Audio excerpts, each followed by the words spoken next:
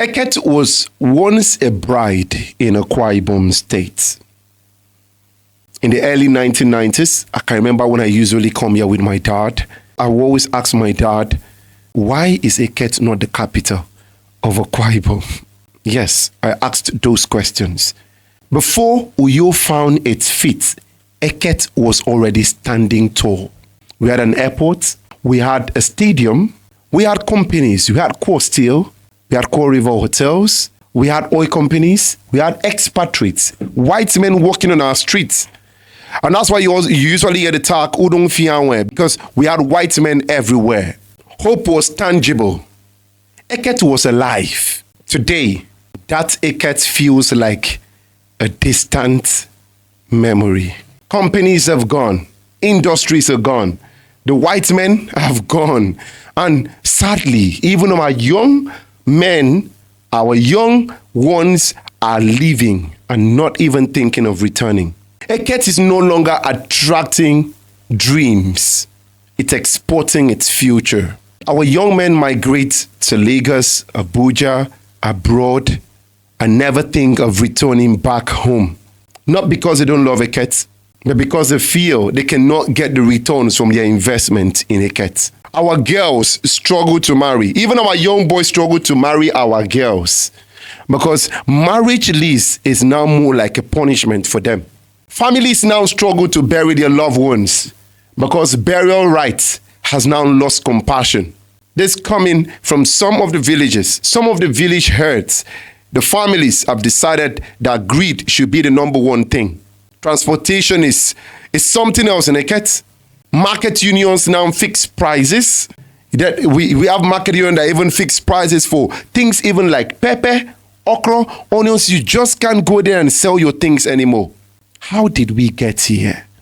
If there is one thing that Eket is known for, it's got to be Maneyong plantain. And I've got to tell you, I usually say this, that in almost all the family compounds, family compounds in Eket, they've all possibly got a plantain plantation. Whether consciously or unconsciously, they've got plantains in their compound. But funny enough, it's the same Eket local government that is known from Maneyong that now one finger of plantain could cost you up to 500 naira. 2 fingers for 1,000, 4 fingers for 2,000. And you go to Uyo, you go to Calabar, some of those products are cheaper than in a place that it's been produced. People no longer go to farm. Our young men back then will get money, go to your farms, dig ridges, even plant for you. Possibly harvest time, they will also help you harvest because they know you're going to pay them. But now, no way. Back then, we used to have palm wine tappers. We used to have people that will help you cultivate your palm fruit when they are ripe. We had vulcanizers. We had people that could do petty jobs, fix your pots. But right about now, we are not having that anymore because our young ones are trapped in fraud. 90% of our young ones don't want to sit down again and learn. You go to MBNU back then, when you finish secondary school, everyone would think of becoming literate with the computer. We had other computer schools right here in Eket. But right about now, with 20,000 naira, some of them has gotten themselves involved in fraud. They call it HK. They will get in there and they learn fraud. Our young girls now are selling their bodies. Not because they would have loved to, but out of desperation. They want to get rich quick.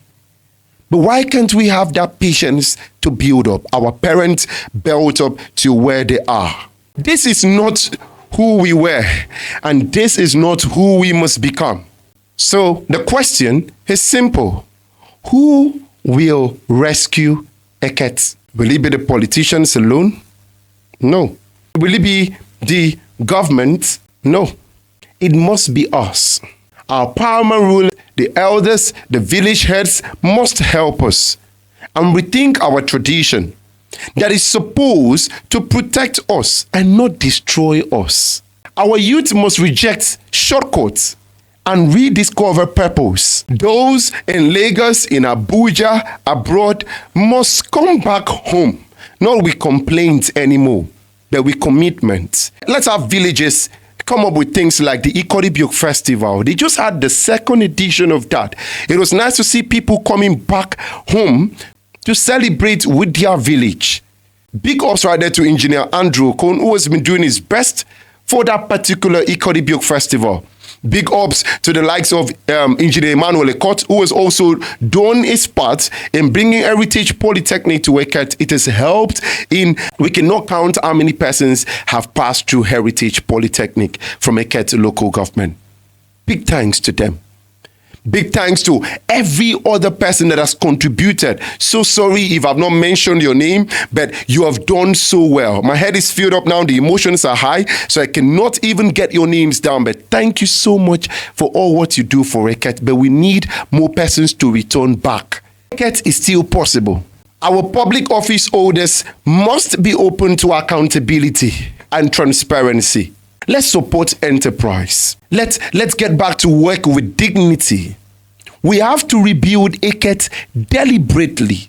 Some of us came back from far places because we came back with the same thought of how Eket was in the early 1990s. And we can get that Eket back. Eket, we are behind. But we are not finished. If Eket rose once, it can rise again. This is the Eket Renaissance. Let Eket stand up. I remain Peters Buhari, and this is just my own piece for you. I take a bow. God bless you.